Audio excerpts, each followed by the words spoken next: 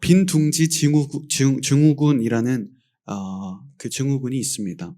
새끼새가 자라서 둥지를 떠난 후 빈 둥지에 남게 된 어미를 빗대서 이 자녀가 독립한 후에 양육자가 느끼는 공허감과 슬픔을 빗댄 증상입니다.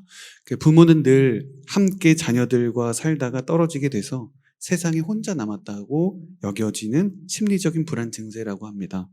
모든 부모가 다 겪지는 않겠지만 자녀에 대한 애착과 사랑이 강하면 강할수록 더 큰 공허감을 느끼게 되는 거죠. 부모와 자녀와의 관계만이 아니라 자신이 사랑하고 애정을 다했던 모든 관계 속에서 이런 빈둥지 증후군은 여러 번을 찾아올 수 있습니다. 제자들은 예수님과 3년이라는 시간 동안 함께 동고동락했습니다. 여러 번 자신의 죽음을 예고하셨어요. 예수님의 죽음을 이해하지 못한 제자들에게는 아무리 이야기했어도 갑작스러운 죽음이었을 겁니다. 그런데 제자들이 느끼는 공허감은 이렇게 단지 그리움에 대한 아쉬움에 대한 기인한 것이 아니었습니다. 그들의 핵심적인 이런 작별에 대한 감정은 그들이 그토록 기대했던 메시아 예수 그리스도가 처참하게 십자가에 달린 모습을 보면서 그들은 패배감, 절망감, 두려움을 느꼈습니다. 빈둥지 증후군이 애착이 있던 존재와 떨어져서 찾아오는 공허감이라면 제자들이 믿었던 것은 제자들의 감정은 그들이 믿었던 존재와 현실의 차이에서 오는 괴리감이었어요. 그들은 분명 메시아가 오셔서 자신을 무력으로 다스리고 승리하게 하실 것이라고 생각했는데 그러나 너무나도 무력하게 십자가에 달린 모습을 본 거죠. 예수님이 떠난 뒤에 그들에게 남은 꼬리표는 아마도 이단 교주의 앞잡이, 재산을 다 팔아버린 어리석은 사람들, 쫄딱 망한 가엾은 존재들이었습니다. 과연 예수님의 제자 3년이라는 시간 동안 함께 동고동락했던 이들의 그런 처참한 예수 그리스도의 십자가의 모습을 보며 과연 이들에게 삶의 미래가 있을까? 과연 이들의 삶을 통해 하나님은 소망을 주실 것인가 하는 것입니다. 오늘은 부활주일이에요. 십자가에서 죽으신 예수 그리스도가 3일 만에 부활하신 날을 기념하는 절기입니다. 오늘도 이렇게 우리가 매주일 예배를 드리는 이유가 무엇이냐면 예수님이 부활하신 요일이기 때문이에요. 혹시 안식일이 주일이기 때문에 예배를 드린다 생각하는 분 안 계시겠죠? 기독교는 예수 그리스도께서 부활하신 그 날이 주일이기 때문에 예배를 우리는 주일에 드립니다. 그래서 1년에 한 번 있는 부활절이지만 사실은 우리는 매주 작은 부활절을 드리고 있는 거예요. 매주 부활절을 드리면서 1년에 한 번 크게 부활절 행사와 기념을 하는 거예요. 그래서 기독교의 핵심은 명확하게 십자가와 부활입니다. 십자가의 의미는 부활의 조명 아래 더욱더 분명하게 밝혀지는 법입니다. 우리가 테이블 위에 스탠드 조명 아래 책들을 볼 때 어두웠던 흐릿한 우리의 글씨가 더 밝게 빛나는 것처럼 이 부활의 조명 아래 십자가를 바라볼 때 십자가의 의미가 더 명확하게 우리들에게 다가오고 깨달을 수 있게 되는 거예요. 오늘은 그래서 여러분들과 함께 예수님의 부활 소식을 함께 나누고자 합니다. 말씀을 통해서 부활의 참된 의미가 무엇인가, 예수 그리스도의 부활의 의미를 여러분들과 함께 나누는 은혜의 시간이 되기를 바랍니다. 첫 번째 주제는 예수님의 빈 무덤이었습니다. 예수님의 빈 무덤, 우리 1절에서 4절까지 한번 읽어보도록 하겠습니다. 시작. 안식일이 지난 뒤 막달라 마리아와 야고보의 어머니 마리아와 살로메는 예수의 시신에 바르려고 향품을 사두었습니다. 그 주가 시작되는 첫날 이른 아침 해가 막 돋을 때 여인들은 무덤으로 가고 있었습니다. 그들이 서로 말했습니다. 무덤 입구에 있는 돌덩이를 누가 굴려줄까? 그런데 여인들이 이미 옮겨져 있었습니다. 아멘. 첫 번째 소주제의 첫 부활의 증인입니다. 안식일이 지난 뒤에 첫날 이른 아침이었어요. 다른 복음서에서 안식 후 첫날이다 라고 기록하고 있습니다. 여인들은 아침 일찍 서둘러서 집에서 나왔습니다.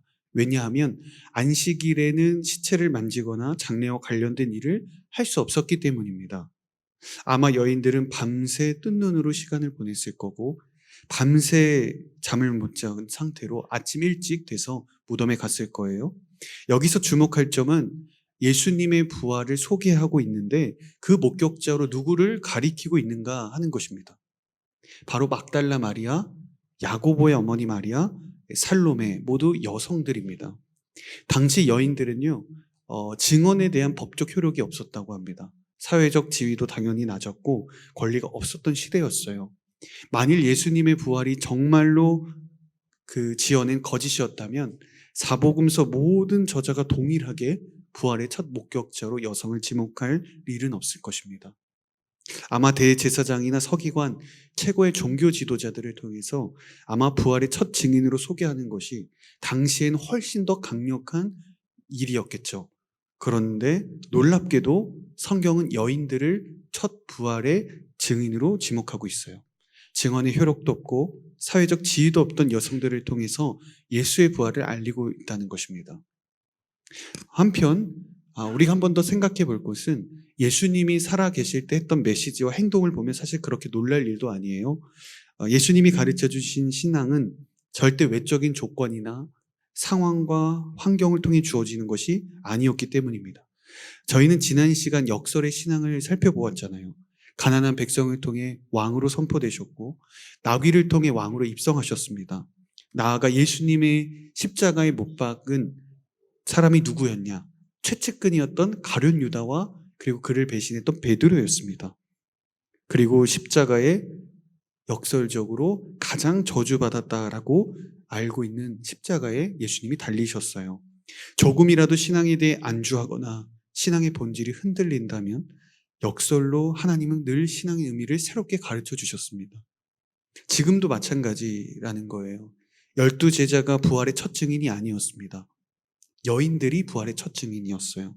바로 예수님의 부활을 증언할 자격은 외적인 모습이나 사회적 지위나 우리들의 어떤 능력이 아니라 오직 예수님을 향한 진실되고 순수한 믿음이 이들이 부활의 증인이 된다는 것을 가르쳐 주시기 때문입니다. 가끔 주변에 보면 전도를 잘하는 사람들이 있잖아요. 우리보다 신앙이 더 좋거나 교회 일을 많이 해서 어떤 섬김 신앙생활을 오래 해서 전도를 잘하는 사람들이 아니라 어떻게 보면 우리보다 신앙생활이 경험이 없어도 참 전도를 잘하는 친구들이 있죠. 오랜 신앙과 신앙의 열심만으로 우리가 전도를 잘하는 법은 아닌 거예요. 마찬가지로 신앙의 열심과 어떤 신앙의 연차만으로 부활의 증인이 되는 것은 아니라는 뜻입니다. 진정으로 예수님을 사랑하는 진실된 믿음이 있는 사람만이 부활의 증인으로 하나님은 쓰시고 그에게 자격을 부어주실 것입니다. 예수님을 향한 진실된 사랑, 그 순수한 믿음이 저는 다윗 공동체 여러분 모두에게 함께하기를 주님의 이름으로 축복합니다. 우리 계속 5절과 6절 말씀 읽어보겠습니다. 시작. 들이 무덤에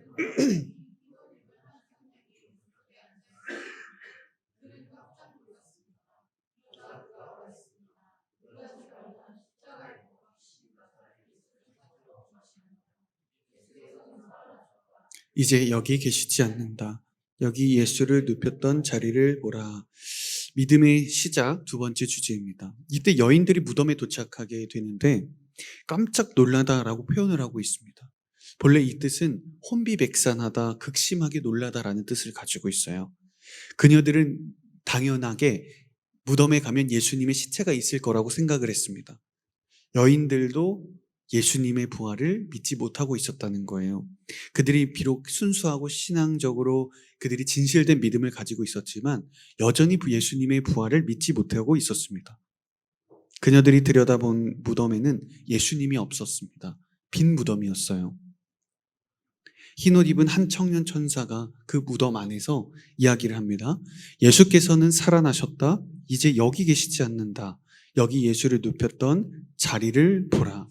정말로 예수님은 없었습니다. 빈 무덤은 바로 예수님의 부활을 증언했습니다. 그래서 기독교 신앙은 어디에서 출발하냐면 늘 이 빈 무덤에서 시작합니다. 만일 예수님께서 부활하시지 않고 십자가에서 끝나셨다면 우리에게 믿음이 주어지지 않았을 거예요. 만일 무덤 안에 죽으신 예수님의 그 시신이 그대로 있었다면 우리들에게 소망이 없습니다. 예수님은 약속하신 대로 부활하셨습니다. 우리 모두 예수 그리스도 안에 있다면 예수님처럼 영원한 생명을 얻게 될 것이라고 가르쳐 주고 계세요. 제가 지난번에도 나눈 적이 있지만 요즘에는 이제 대학 청년부뿐만 아니라 성인 공동체도 제가 함께 섬기다 보니까 이렇게 장례를 집례하는 경우가 많이 있어요. 그때 제가 꼭 전하는 이런 비유 중에 하나가 있는데, 그 자녀가 성인이 되면 타지로 공부를 하러 가거나 결혼을 하거나 군대를 갈 때가 있잖아요. 늘 함께 했던 사람들이 자녀가 떠나게 되면 방이 비어 있잖아요. 물론 문득 빈 방을 열어보면 부모님들이 자녀를 보면서 그리움을 느낄 때가 있지만, 그런데 집에 빈 방이 있다는 것은 결코 슬픈 일이 아니잖아요. 장성하여 성장해서 더 큰 새로운 삶을 위해 살게 되기 때문에 자연스럽게 떠나게 되는 거잖아요. 그렇기에 우리들의 인간적인 그리움이 있을 수 있지만, 그러나 가정에서의 빈 방이 생긴다는 것은 절망이 아닌 소망이 되는 거예요. 마찬가지예요. 예수님의 빈 무덤은 절망이 아니라 우리들에게 영원한 소망이 된다고 가르쳐 주십니다. 예수님이 있어야 될 자리는 빈 무덤이 아니라 하나님의 보좌 옆이라는 것을 우리들에게 가르쳐 주고 계신 거예요. 우리도 예수님의 빈 무덤을 보면서 죽음 이후에 우리의 자리가 어디 있는가? 무덤이 아니라는 거예요. 예수님의 보좌 옆에 우리는 앉게 될 것입니다. 예수님의 빈 무덤을 경험한 사람만이 그래서 진정한 믿음이 시작될 수 있는 거예요. 예수님이 살아 계셔서 살아 있을 때는 살아서 예수 그리스도의 말과 행동을 통해 하나님 나라를 전하셨다면, 이제는 빈 무덤을 통해 하나님 나라를 전하고 계시는 겁니다. 비록 땅에서는 예수님의 빈 무덤이 있지만 빈 무덤을 통해서 우리들에게 하늘의 영원한 자리가 있습니다를 고백할 수 있게 되는 것입니다. 빈 무덤을 통해서 참된 부활의 신앙이 우리들에게 임할 수 있는 거예요. 그래서 저는 여러분들이 이 빈 무덤에서 시작된 참된 부활의 그 신앙을 여러분들이 갖게 되기를 주님의 이름으로 축복합니다. 우리 두 번째 주제 살펴보겠습니다. 두 번째는 제자들의 빈 공간이었습니다. 우리 7절과 8절 말씀 한번 읽어보겠습니다. 시작. 자, 이제 가서 그분의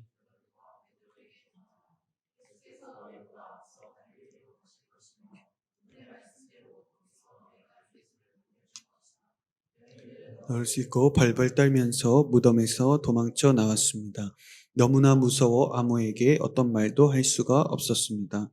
예수님의 빈 무덤을 발견한 여인들의 첫 감정은 놀람과 두려움이었습니다. 그녀들은 예수님을 사랑하고 예수님의 마지막 죽음까지 지켰던 사람들이었습니다. 그런데 부활을 믿고 있었나요? 부활은 믿고 있지 않았어요. 7절 말씀을 보면 천사들이 여인들에게 예수님의 부활을 제자들과 베드로에게 전하라고 말씀하세요. 첫 부활의 증인으로 여인들을 보내는 거예요. 그런데 8절을 보세요. 그 증인된 삶을 살았을까요? 아니에요. 너무나 무서워서 아무에게 어떤 말도 할 수 없었다라고 이야기합니다. 생전에 주님께서 자신에게 살아날 것이라고 말씀하셨던 주님의 음성이 하나도 기억이 나지 않아요. 아니, 기억이 조금 났더라도 그들은 정말 예수님이 다시 살아나신 것이 맞는가에 대한 의구심이 있었고 믿지 못했습니다. 다른 유대인들처럼 누군가 시체를 가져간 것 아닌가라고 생각했을지 몰라요. 오늘 말씀 1절을 한번 보면 여인들은 예수의 시신을 바르려고 향품을 샀어요. 시신의 향품을 바르는 것은요, 죽은 자에 대한 극심한 존경과 예우를 다하는 것을 의미합니다. 이들은 갈릴리에서부터 십자가 처형에서 무덤까지 따라다녔던 제자들이었습니다. 여인들이었어요. 예수님을 사랑한 사람들이었습니다. 그런데 제자들의 신앙의 알맹이는 비어 있었던 거예요. 보여지는 모습은 사실 흠잡을 데가 없이 훌륭했어요. 예수님을 정말 따라다녔습니다. 여인들은 예수님을 사랑했지만 그러나 예수님의 부활을 믿지는 못했던 것입니다.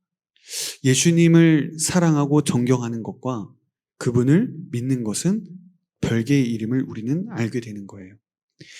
우리는 예수님께 사랑의 고백을 할 때가 많이 있잖아요. 우리가 찬양의 고백을 통해 다양한 고백 속에서 기도든 일상 속에서 하나님을 찬양하고 하나님께 영광 돌리고 사랑을 고백할 때가 많아요. 표현할 때가 많습니다. 그러나 예수님을 진정으로 믿지 않을 수도 있는 거예요. 내가 예수 그리스도를 사랑하지만 그분이 나의 생명을 구원하시고 나의 모든 길을 인도하시고 하신다는 그분을 우리가 신뢰하지 않을 수도 있다는 뜻이에요. 신앙의 형식은 아름답고 예의를 다하는 것 같지만 신앙의 핵심인 믿음과 부활 신앙은 빠져 있을 수 있습니다. 말씀드렸지만 기독교 신앙은 핵심은 부활입니다. 부활을 진정으로 믿고 깨달은 사람만이 성경의 모든 것을 믿을 수 있습니다. 그러나 부활이 없는 믿음은 형식적인 종교 행위만 남습니다. 유대인들처럼. 그리고 오늘날에도 내가 믿음이 있다고 말하지만 그러나 종교의 형식만 가지고 살아가는 사람들과 같아요. 제자들은 예수님을 사랑했습니다. 그러나 예수님을 믿지 않았어요. 그리고 또 한 가지, 제자들은 예수님의 죽음을 슬퍼했어요. 그러나 예수님의 죽음을 믿지는 않았습니다. 우리 9절에서 11절 한번 읽어보겠습니다. 시작. 예수께서 그 주가 시작되는 첫날 이른 아침 부활하셔서 처음으로 막달라 마리아에게 나타나셨습니다. 막달라 마리아는 전에 예수께서 7 귀신을 쫓아주신 여인입니다. 그녀는 전에 예수와 함께 지내던 사람들에게 가서 전했습니다. 그들은 슬피 울며 통곡하고 있었습니다. 그러나 그들은 예수께서 살아나셨다는 소식과 또 마리아가 그분을 직접 보았다는 말을 듣고도 믿지 않았습니다. 아멘. 여인들만 예수님의 부활을 못 믿은 것이 아니었어요. 주님과 늘 함께했던 제자들도 부활을 믿지 못했습니다. 예수님은 막달라 마리아에게 나타나셔서 그녀를 만나주셨습니다. 이제 그녀는 예수님의 제자들에게 달려가서 예수님을 만난 소식을 전했는데 제자들은 슬피 울며 통곡하고 있었습니다.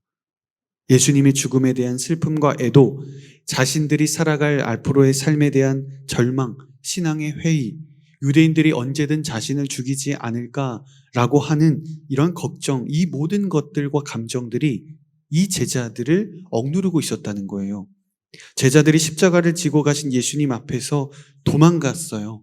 그래도 자신들이 모신 예수님의 그 선생님, 스승을 존경하고는 있었습니다. 3년의 시간 동안 예수님이 먹이셨던 오병이어의 기적이 있었고 물을 걸으셨던 적이 있고 눈먼 자를 치유하시고 그리고 앉은 뱅이를 일으키시고 하나님의 말씀을 풀어주셨던 많은 일들이 예수님이 돌아가시고 난 뒤에 떠올랐을 겁니다. 이 세상에서 가장 비참한 죽음인 십자가의 죽음을 앞두고 그리고 그 십자가에서 죽으신 예수님을 보면서 제자들은 통곡의 눈물을 흘렸어요. 그러나 역시 예수님을 위해서 제자들은 슬퍼했지만 그러나 예수님의 부활은 믿지 못했던 것입니다. 성경은 예수 그리스도를 사랑하고 예수 그리스도를 존경하고 예수님을 따르는 그 삶과 예수 그리스도의 부활의 믿음을, 부활 신앙을 갖는 것을 동일하게 놓지 않는다는 거예요.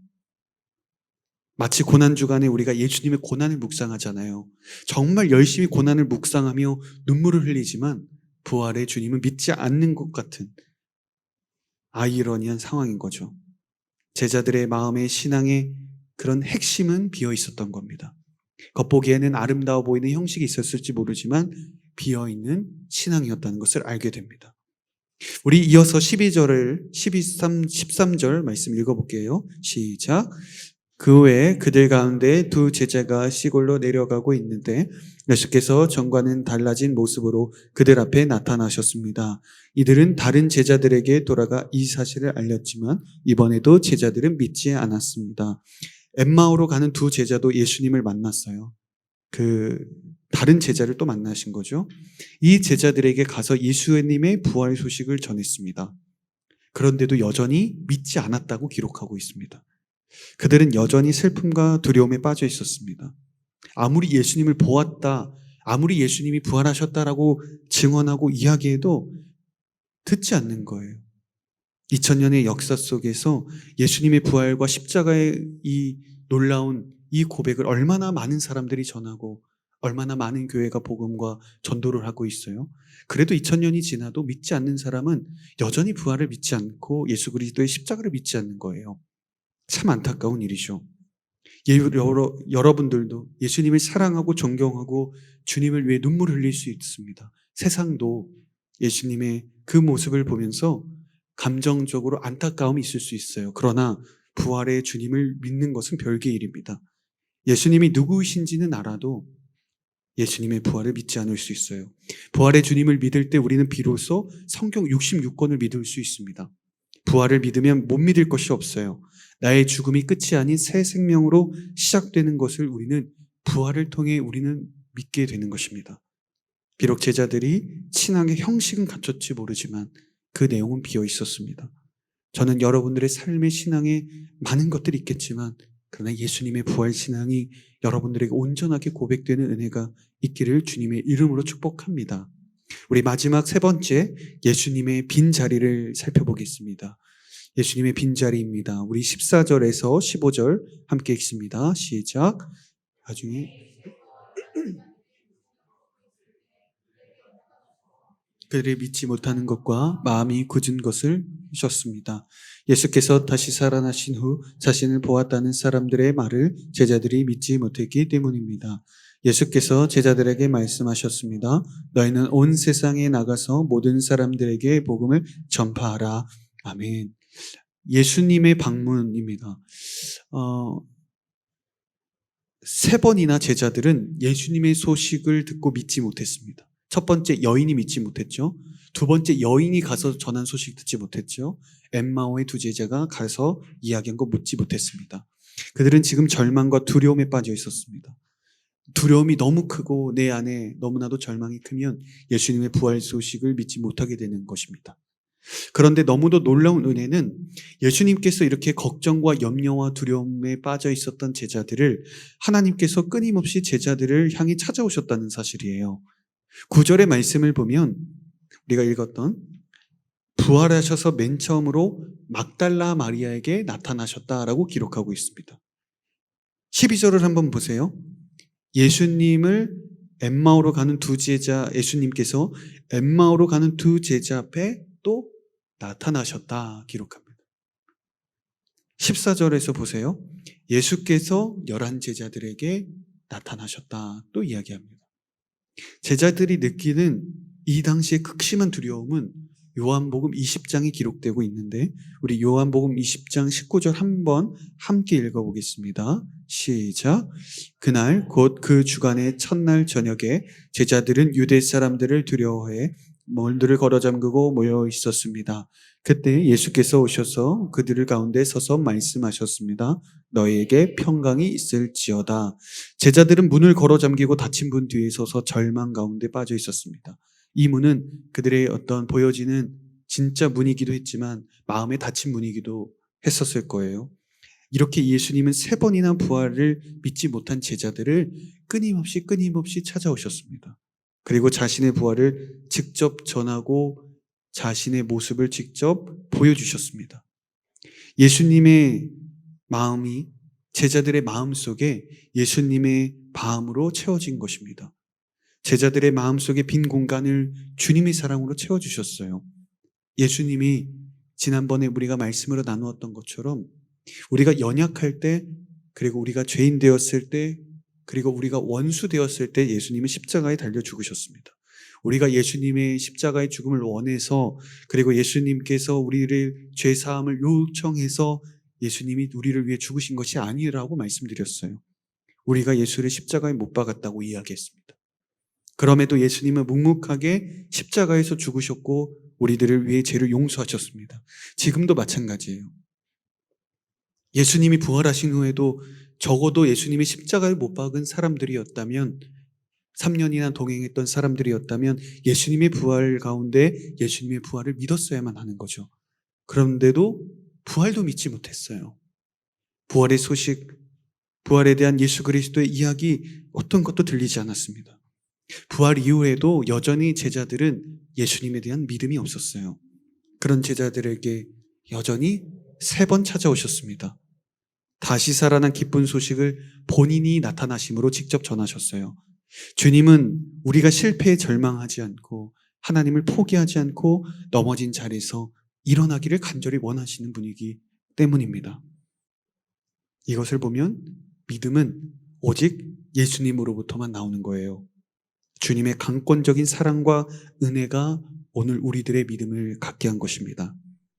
여러분 가운데 아직 예수님의 십자가의 죽으심과 부활 사건이 온전하게 믿어지지 않을 수도 있습니다. 그러나 여러분 염려하실 필요는 없어요. 믿음은 내가 믿겠다는 노력, 어떤 인간적인 노력이 아니라 예수님의 방문 속에 이루어지는 일이기 때문입니다. 내가 예수님을 진심으로 초청하기를 원하고 그의 부활을 믿어보기로 결단한다면, 예수님의 십자가의 부활을 깨달을 수 있도록 나의 마음을 열어둔다면 주님은 여러분들을 반드시 만나주실 줄로 믿습니다. 닫힌 문 속에서도 예수님은 제자들을 방문하셨어요. 그렇다면 아직 열리지 않은 여러분들의 마음 가운데도 주님은 찾아오실 것입니다. 마지막 15절 한번 보겠습니다. 예수님께서 마지막으로 무엇을 당부하셨냐면 모든 사람들에게 복음을 전파하라는 사명을 주셨어요. 예수님이 왜 부활하셨는가? 그리고 부활하신 그 주님께서 제자들을 왜 찾아오셨는가? 왜 그토록 믿지 못하는 제자들을 여러 번 방문하셨는가? 바로 부활의 증인이 되라는 사명이었습니다. 예수님은 비록 곧 다시 하늘로 올라가시지만, 그러나 예수님의 빈자리가 있지만 주님이 다시 오실 때까지 이 예수님의 빈자리는 제자들이 채우도록 하신 것입니다. 예수님이 고치시고 가르치시고 전파하셨던 그 사명을 이제 제자들이 이어받게 되는 거예요. 예수님의 부활을 목격한 이들만이 부활의 소식을 전하는 증인들이 될 수 있기 때문입니다. 그래서 예수님의 빈자리는 이제 저와 여러분들이 우리가 채워야 하는 사명이 있는 거예요. 예수님이 전하신 복음을 이제 여러분들이 세상 가운데 증언해야만 합니다. 예수님의 빈자리, 그 빈자리에는 하나님은 우리가 있기를 원하십니다. 그렇기에 부활의 주님은 오늘도 여러분들을 다양한 상황과 환경과 여러분들의 믿음의 실력과 별개로 늘 만나주시고 함께 하시고 찾아오시는 것입니다. 오늘 4절 말씀을 한번 보세요. 여인들이 무덤을 찾아왔을 때 그 돌이 옮겨져 있었습니다. 그런데 이것을 묵상하다 보니까 생각해보면 천사라면, 그 주님이라면 돌을 옮기지 않고도 무덤 안으로 들어오실 수 있잖아요. 닫힌 문 가운데 제자들을 찾아오셨던 것처럼 빈 무덤 안에도 무덤에 돌멩이를 옮겨놓지 않고도 찾아올 수 있는 충분한 가능한 일이었어요. 그런데 왜 하나님은 굳이 주님은 돌을 옮겨놓고 찾아오셨는가 하는 거예요. 왜냐하면 제자들을 위한 일이었습니다. 주님 자신을 위한 일이라면 굳이 무덤 입구를 열 필요가 없습니다. 그런데 제자들을 위한 일이라면 스스로 무덤 안으로 들어가서 예수님의 빈 무덤을 발견할 수 있는 그 사람들은 제자들이었습니다. 그렇기 때문에 처음부터 주님은 무덤을 열어놓으셨고요. 그 자리에 천사를 보내셔서 여인들을 기다리고 계셨던 거예요. 제자들의 노력이 아니었습니다. 예수님이 빈 무덤 안으로 제자들을 초청하신 것입니다. 바로 예수님은 제자들을 빈 무덤으로 초청하셨고 그 빈 무덤 안으로 들어와서 직접 눈으로 보기를 원하셨습니다. 예수님은 제자들을 그래서 이렇게 말씀하시는 거예요. 빈 무덤으로 오라는 거예요. 이 빈 무덤에 와서 너희의 모든 실패와 살아온 너의 삶의 좌절과 절망을 내려놓고 새로운 삶의 소망을 얻으라는 것입니다. 지금 너희들이 이 무덤 안으로 들어오기 전까지는 두려움과 염려와 불안으로 나왔지만, 그러나 예수 그리스도의 부활의 빈 무덤을 목격한 그 뒤에 이 무덤을 나갈 때는 기쁨과 소망으로 나가라는 거예요. 나아가 빈 무덤의 밖으로 나아가서 예수 그리스도, 내가 부활했다는 증인의 소식을 전하라고 말씀하십니다. 비록 예수 그리스도께서 십자가에 버려져 사람들의 손에 죽임을 당했지만 사망과 죽음을 이기고 살아나신 것처럼 너희도 실패의 자리를 딛고 어둠의 권세를 이기고 생명과 소망의 자리로 일어나서 나아가 부활의 증인이 되어 복음을 전파하라고 주님은 말씀하십니다. 그래서 이 빈 무덤은 제자들이 다시 태어나는 마치 어머니의 모태와 같은 곳이었습니다. 지금도 여전히 예수님은 여러분들을 빈 무덤으로 초대하십니다. 와서 빈 무덤을 보고 새로운 삶으로 태어나 세상에 예수님의 부활 소식을 전하는 증인이 되라고 말씀하십니다. 예수님의 빈자리를 우리가 채우라고 하시는 거예요. 빈 무덤으로 나와서 예수의 부활을 목격하라고 주님은 말씀하십니다. 주님의 마음으로 여전히 여러분들을 권면합니다. 빈 무덤으로 나와 예수의 부활을 목격하십시오. 빈 무덤에서 살아온 모든 삶의 두려움을 내려놓으십시오.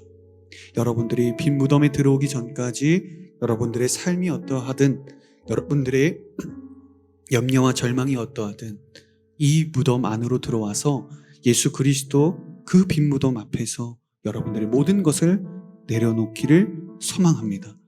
그리고 이제 이 빈 무덤 밖으로 여러분들이 나갈 때는 참된 소망의 삶으로 살아가시기를 축복합니다.